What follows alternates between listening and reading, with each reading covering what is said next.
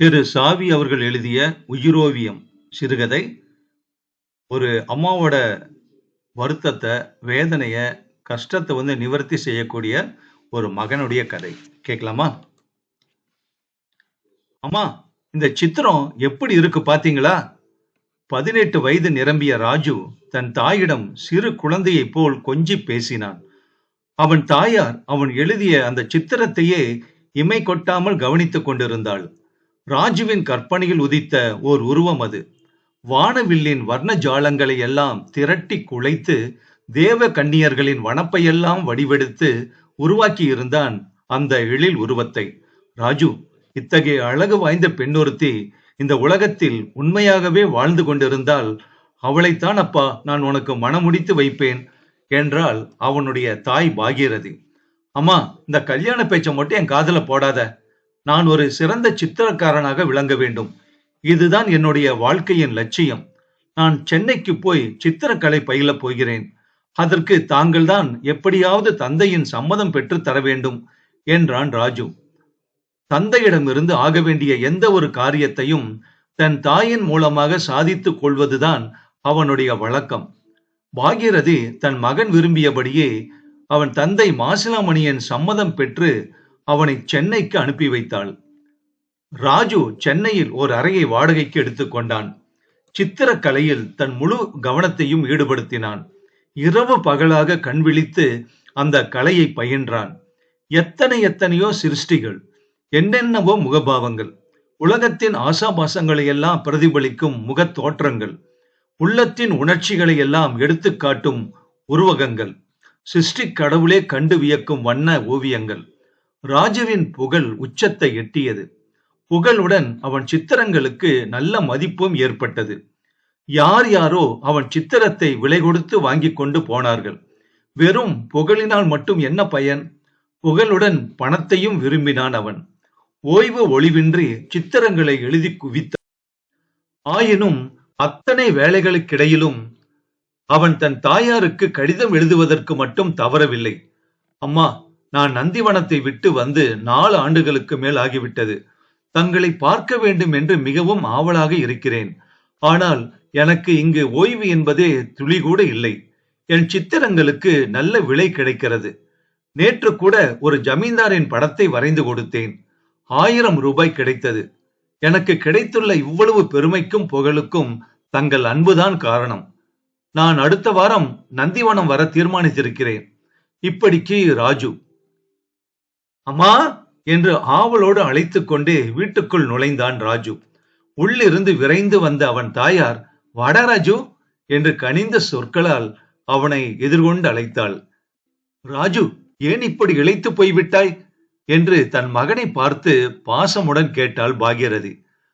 ஆனால் உண்மையில் ராஜு கேட்க வேண்டிய கேள்வி அல்லவா அது? அவன் தாய் அடையாளமே தெரியாதபடி மாறி போயிருந்தாள்.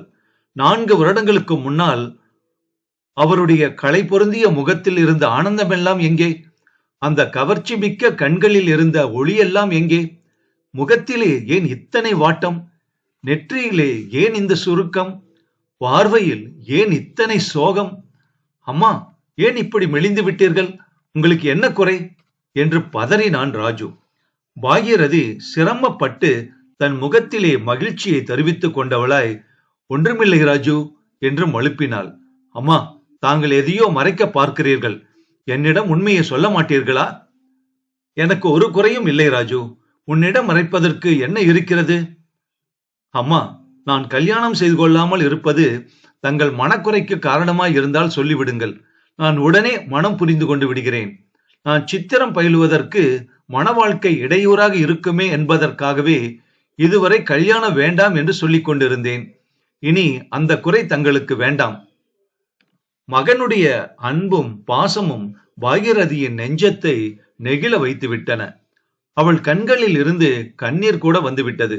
ராஜு, பசியோடு வந்திருப்பாய், குளித்து விட்டு சாப்பிடவா, எழுந்திரு என்று பேச்சை மாற்றினாள் பாகீரதி. அம்மா, அப்பா எங்கே? அவர் சென்னைக்கு போயிருக்கிறார். இப்போதெல்லாம் அவர் கிராமத்திலேயே தங்குவதில்லை. புதிதாக சர்க்கரை மில் ஒன்று ஆரம்பிக்கப் போகிறாராம் கூட்டாக. அது சம்பந்தமாக அடிக்கடி பட்டணம் போய்விடுகிறார். அப்படியா? அடிக்கடி சென்னைக்கு வரும் அப்பா என்னை ஏன் ஒருமுறை கூட வந்து பார்ப்பதில்லை என்று தனக்குள்ளாக எண்ணிக்கொண்டான் ராஜு. அவன் நந்திவனத்தில் 4 தினங்கள் தான் தங்கியிருந்தான். அதுவும் தாயாரின் ஆசைக்கு இணங்கி. இல்லை என்றால் மறுதினமே புறப்பட்டு போயிருப்பான். நந்திவனத்துக்கு சென்று திரும்பியது முதல் அவன் உள்ளத்தில் நிம்மதியே இல்லாமல் போய்விட்டது. அவன் தாயின் அன்பு முகமும் அதில் காணப்பட்ட இனம் தெரியாத சோகமும் அவன் மனத்திரையில் ஒரு அழியா ஓவியமாக பதிந்து விட்டன. தாயின் சோகத்திற்கு காரணம் என்ன? அதைத்தான் அவனால் யூகிக்க முடியவில்லை. களை பொருந்திய முகம், ஒளி வீசும் கண்கள், மகிழ்ச்சி பொங்கும் மலர்ந்த பார்வை, இது 4 வருடங்களுக்கு முந்திய தன் அன்னையின் தோற்றம். இப்போது அந்த கண்களிலே ஏதோ ஒருவித ஏக்கம், முகத்திலே இனம் புரியாத ஒருவித சோகம். அந்த ஏக்கமும் சோகமும் கலந்த தன்னுடைய தாயின் முகத்தை ஒரு சித்திரமாக தீட்ட விரும்பினான் அவன். ஆனால் அது அத்தனை எளிதான காரியமா? அற்புதமாக வரைய வேண்டிய அபூர்வ சித்திரம் அல்லவா அது? தாயின் தெய்வ திருவுருவில் எவ்வித பிசகும் நேர்ந்துவிடக் கூடாது. அப்படி நேர்ந்து விட்டால் அதைவிட கொடிய செயல் வேறு இருக்க முடியாது. இதுவரை நான் வரைந்த சித்திரங்களை எல்லாம் காட்டிலும் மகத்தான ஒரு ஓவியமாக திகழ வேண்டும்.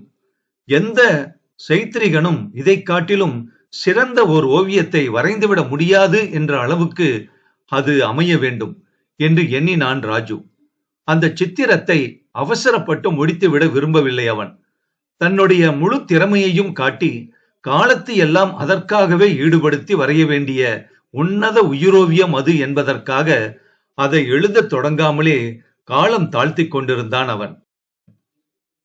அன்று விஜயதசமி. அவனை தேடி அவன் இருக்கும் அறைக்கு ஒரு பெண் வந்தாள். நல்ல அழகி. ஆனால் அவளுடைய அழகு அவனை வசீகரிக்கவில்லை. எவ்வளவோ அழகிகளை தன் தூரிகையால் சிருஷ்டித்திருந்த அந்த புகழ்பெற்ற கலைஞனுடைய கண்ணோட்டத்தில் அந்த பெண் ஒரு அழகியாக படவில்லை. அவன் அவளை பார்த்து கேட்டான், நீ வந்த காரியம்? தங்களிடம் சித்திரம் கற்க. சித்திரக்கலையை நான் யாருக்குமே இலவசமாக கற்பிப்பதில்லையே.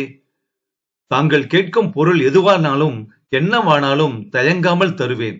எப்படியும் தங்களிடம் சித்திரம் பயில வேண்டும். இதுவே என்னுடைய லட்சியம். சரி, இன்று விஜயதசமி, நல்ல நாள். உன் பெயர் என்ன? தமயந்தி. பயிற்சி தொடங்கி 2 ஆண்டுகள் கடந்தன. சென்னையில் சர்வதேச சித்திர காட்சி ஒன்று நடைபெறப் போவதாக பத்திரிகைகளில் அறிவிப்பு வெளியாயிற்று. நண்பர்கள் பலர் ராஜுவை தூண்டினார்கள். இந்த காட்சியில் உன்னுடைய சித்திரமும் இடம்பெற வேண்டும். மேனாட்டு கலைஞர்களும் அறிஞர்களும் வந்து உன் சித்திரத்தை கண்டு வியக்க வேண்டும். நீ எழுதும் அந்த சித்திரத்தின் கீழ் நீ என்ன விலை எழுதி வைத்தாலும் அந்த விலை கொடுத்து அதை வாங்கிக் கொள்ளவும் பலர் முன் வர வேண்டும். இந்த அரிய வாய்ப்பை நீ இழந்துவிடக் கூடாது. ராஜு சிந்தித்தான். புகழ் பெருகும், நல்ல விலை கிடைக்கும் என்ற சொற்கள் அவனை தீவிரமாக சிந்திக்க வைத்தன. தமயந்தி, சித்திர காட்சியில் நான் பங்கு கொள்வது பற்றி உன் அபிப்பிராயம் என்ன என்று கேட்டான் ராஜு. அவசியம் தங்கள் சித்திரம் அதில் இடம்பெற வேண்டும். இதுவே என்னுடைய விருப்பமும் என்றாள் அவள். ராஜு யோசித்தான். காட்சி சாலையில் வைக்கக்கூடியதாக என் வசம் எந்த சித்திரமும் இல்லையே. சித்திர காட்சியில் வைப்பதற்குரிய சித்திரம் எதுவாக இருக்கலாம்? எதை எழுதலாம்? ஆம், என் அருமை தாயாரின் உருவத்தையே எழுதி வைக்கிறேன். ராஜு தூரிகையை கையில் எடுத்துக்கொண்டான். அவன் இதய ஆழத்தில் பதிந்து விட்டிருந்த அன்னையின் சோக வடிவத்தை கண் எதிரில் கொண்டு வந்தான். 10 நாட்களில் அதை எழுதி முடித்து விட்டான் அவன். என்ன விந்தை! அன்னையின் உள்ளத்தில் மறைந்து கிடந்த அந்த இனம் தெரியாத சோகம் அவனுடைய சித்திரத்தில் அப்படியே பிரதிபலித்தது. அவன் நீண்ட காலமாக எழுத வேண்டும் என்று காலம் கடத்தி கொண்டிருந்த அந்த சித்திரம் முழு வெற்றியுடன் அமைந்துவிட்டது. அந்த படத்திற்கு கீழே தன் கையெழுத்தை போட்டான். படத்தின் விலை 25,000 என்றும் எழுதி அதன் கீழ் ஒட்டி சித்திர காட்சி சாலைக்கு அனுப்பிவிட்டான். சித்திர காட்சிக்கு விஜயம் செய்த சமஸ்தான மன்னர் ஒருவர் அதை 25,000 கொடுத்து வாங்கிக் கொள்வதாகவும் சித்திரத்தை கண்காட்சி முடிந்ததும் எடுத்துக் கொள்வதாகவும் கூறிவிட்டு போயிருந்தார். ஆயினும் கலைஞன் ராஜுவின் உள்ளத்தை ஏதோ ஒன்று அரித்துக் கொண்டிருந்தது. தாயின் சோக வடிவத்தை எல்லோரும் வியக்கத்தக்க முறையில் எழுதி அதனால் பெரும் கீர்த்தி பெற்றுவிட்டேன். ஆனால் இதுதானா என்னுடைய லட்சியம்? ஒரு சித்திரத்தின் பயன் இதுதானா? சித்திரத்தின் வெற்றிக்கு மூல காரணமான என் தாயின் துன்பத்தை கண்டுபிடித்து அதை துடைக்கும் சக்தி எனக்கு இல்லையே. இந்த சமயத்தில் யாரோ அரைக்கதவை தட்டும் ஓசை கேட்டது. யாரது? நான் தான் தமயந்தி. இன்று சித்திர கண்காட்சி சாலைக்கு போயிருந்தேன். அவ்வளவு பேரும் தங்கள் சித்திரத்தை சூழ்ந்து கொண்டு நின்றார்கள். தங்களுக்குத்தான் முதல் பரிசு என்றும் அறிவித்து விட்டார்கள் என்றாள். பெருமிதத்துடன் இதை கூறினாள். ராஜு ஆழ்ந்த சிந்தனையில் லயித்திருந்தான். ஐயா, இன்று மாலை என் வீட்டில் தங்களுக்கு ஒரு சிறு விருந்து நடத்தப் போகிறேன் என்றாள் தமயந்தி. ஏன், என்ன விசேஷம்? இன்று எனக்கு பிறந்த நாள். தாங்கள் தடை சொல்லாமல் விருந்துக்கு வர வேண்டும். ஆகட்டும். அன்றுதான் ராஜு தமயந்தியின் இல்லத்துக்கு முதல் முறையாக சென்றான். அந்த வீட்டில் தமயந்தியும் அவள் மூத்த சகோதரி லலிதாவும் மட்டுமே இருந்தனர். லலிதா ஒரு மாதிரியாக வாழ்க்கை நடத்துபவள் என்பதை பற்றி அவன் ஏற்கனவே கேள்விப்பட்டிருந்தான். ஆனாலும் அதை பற்றியெல்லாம் அவனுக்கு என்ன அக்கறை? தமயந்தி அவனுக்கு பணம் கொடுக்கிறாள், அவன் சித்திரம் கற்றுக் கொடுக்கிறான், அவ்வளவுதான். விருந்துக்கு பிறகு தமயந்தி ராஜுவை ஒரு ஹாலுக்கு அழைத்துச் சென்றாள். அங்கே இருந்த அபூர்வமான தந்த பொருட்களையும் சித்திரங்களையும் சிலைகளையும் அவனுக்கு காட்டினாள். எல்லாவற்றையும் பார்த்து கொண்டே வந்த ராஜு ஹாலுக்கு மத்தியில் சுவரில் மாட்டப்பட்டிருந்த ஒரு படத்தை கண்டதும் அசைவற்று நின்று விட்டான். காரணம், அது ராஜுவின் தந்தை மாசிலாமணியின் படம். என்ன, அப்பாவின் படமா? அவர் படம் இங்கு எப்படி வந்தது? ஒரு நிமிடம் யோசித்தான். புரிந்துவிட்டது. ஓ! ஒரே கணத்தில் அவனுக்கு எல்லாமே விளங்கிவிட்டன. அம்மா அன்று கூறினாளே, அடிக்கடி பட்டணம் போகிறார் என்று, இதற்குத்தானா? அம்மா, உங்கள் முகத்திலே உள்ள சோக களங்கத்திற்கு காரணம் இதோ நிதர்சனமாக விளங்கிவிட்டது. இந்த ரகசியத்தை தானே என்னிடம் சொல்லாமல் மூடி மறைத்தீர்கள். இதோ எனக்கு தெரிந்து விட்டதம்மா இந்த உண்மை. ராஜு அப்புறம் அந்த வீட்டில் அதிக நேரம் தாமதிக்கவில்லை. சீக்கிரமே அங்கிருந்து புறப்பட்டு விட்டான். புறப்பட்டவன் நேராக காட்சி சாலைக்கு சென்றான். அங்கிருந்த தன் தாயின் படத்தை கையில் எடுத்துக் கொண்டான். காட்சி சாலை அதிகாரியிடம் சென்று, ஐயா, இந்த சித்திர காட்சியில் என் படத்தை வைத்திருக்க இயலாமைக்கு நான் வருந்துகிறேன். உங்கள் பரிசும் எனக்கு வேண்டாம். பாதியில் திருப்பி எடுத்துக்கொண்டு போவதற்காக என்னை மன்னித்து விடுங்கள் என்றான். ஏன், உங்கள் படத்தை ஜமீன்தார் ஒருவர் 25,000 விலைக்கு வாங்கிக் கொள்வதாக வாக்களித்து விட்டு போயிருக்கிறாரே என்றார் அவர். இல்லை, அந்த பணம் எனக்கு வேண்டாம். என் சித்திரத்தின் மதிப்பு எவ்வளவு என்பதை காட்டுவதற்காகத்தான் நான் விலை போட்டிருந்தேனே தவிர விற்பதற்காக அல்ல. நான் இதை விலைக்கு விற்க விரும்பவில்லை என்று கூறிவிட்டு சித்திரத்தை எடுத்துக்கொண்டு நேராக தமயந்தியின் வீட்டுக்கு சென்றான். தான் வரைந்த தன் தாயின் படத்தை, அந்த உயிரோவியத்தை, உள்ளத்தை உருக்கும் அந்த சோக வடிவத்தை, அந்த பத்தினி பெண்ணின் தெய்வத்தை அந்த வீட்டில் மாட்டப்பட்டிருந்த தன் தந்தையின் படத்துக்கு பக்கத்தில் மாட்டிவிட்டான். தமயந்தி, இந்த படத்தை நான் உன்னுடைய பிறந்த தின பரிசாக கொடுக்கிறேன். இதை நீங்கள் என்றென்றும் இதோ இங்கே உள்ள இந்த போட்டோவுக்கு பக்கத்திலேயே வைத்திருக்க வேண்டும். அதற்கு இஷ்டமில்லை என்றால் இப்போதே சொல்லிவிடுங்கள். நான் இதை என் கையோடு எடுத்துக்கொண்டு போய்விடுகிறேன் என்றான். தமயந்திக்கும் அவள் சகோதரிக்கும் ஒன்றுமே புரியவில்லை. பரிசாக கிடைத்த அந்த அற்புதமான கலை நுட்பமிக்க படத்தை இழப்பதற்கு அவர்களுக்கு மனம் வரவில்லை. ராஜுவின் இஷ்டப்படியே அப்படத்தை அந்த போட்டோவுக்கு பக்கத்திலேயே வைப்பதற்கு ஒப்புக்கொண்டார்கள். சில தினங்களுக்கெல்லாம் அந்த வீட்டுக்கு மாசிலாமணி வந்தார். மகிழ்ச்சியுடன் உள்ளே நுழைந்தவர் அங்கே தன் போட்டோவுக்கு பக்கத்தில் தன் மனைவியின் படம் மாட்டப்பட்டிருப்பதை பார்த்து திடுக்கிட்டார். அந்த ஓவியத்திற்கு அடியில் ராஜு என்று கையெழுத்திட்டிருப்பதையும் கண்டார். அந்த படத்தையே வெகுநேரம் வைத்த கண் வாங்காமல் பார்த்து கொண்டிருந்தார். சுவாமி, அந்த படத்தை பார்த்தீர்களா? எத்தனை அழகாக இருக்கிறது. அந்த களை பொருந்திய முகத்தில் தெரியும் சோகத்தை பார்த்தீர்களா? இந்த புண்ணியவதி யாரோ தெரியவில்லை. இந்த அம்மாளின் சோகத்துக்கு என்ன காரணமோ பாவம், பார்ப்பதற்கு மிகவும் பரிதாபமாக இருக்கிறது. இதை எழுதியவர் ஒரு சிறந்த சைத்திரிகர். அவரிடம் என் தங்கை சித்திரம் பழகி வருகிறாள். சில தினங்களுக்கு முன்னால் அவர் என் தங்கையின் பிறந்த தின விழாவிற்காக இங்கே வந்திருந்தார். அப்போது உங்கள் போட்டோவையே வெகுநேரம் பார்த்து கொண்டிருந்தார்.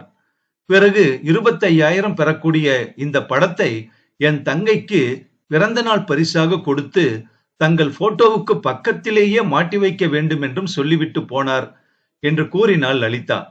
லலிதாவின் சொற்கள் ஒவ்வொன்றும் அவர் இதயத்தை பிளந்தன. அவர் கண்களில் இருந்து கண்ணீர் பெருகியது. லலிதா, நான் வருகிறேன். இது என் மனைவியின் படம். ராஜு என்னுடைய மகன். இன்றோடு நீ என்னை மறந்துவிடு என்று கூறிவிட்டு வெளியே போய்விட்டார் மாசிலாமணி. அது முதல் அவர் சென்னைக்கு செல்வதையே அடியோடு நிறுத்திவிட்டார். இதை அறிந்த பாகீரதியின் முகத்தில் இருந்த ஏக்கம், சோகம் எல்லாம் மறைந்து விட்டன. பழைய ஆனந்தமும் களையும் அவள் முகத்தில் பரிபூரணமாக குடிகொண்டன. அந்த சித்திரத்தின் மூலம் தனக்கு கிடைக்க இருந்த பொருளையும் புகழையும் இழந்தது பற்றி ராஜு துளி கூட வருத்தப்படவில்லை. அதை காட்டிலும் ஒரு நிகரற்ற செல்வத்தை தன் தாய்க்கு கொடுத்த பெருமையும் திருப்தியும் அவன் உள்ளத்தில் நிரம்பி இருந்தன. சாவி அவர்கள் எழுதிய உயிரோவியம் சிறுகதை முற்றும்.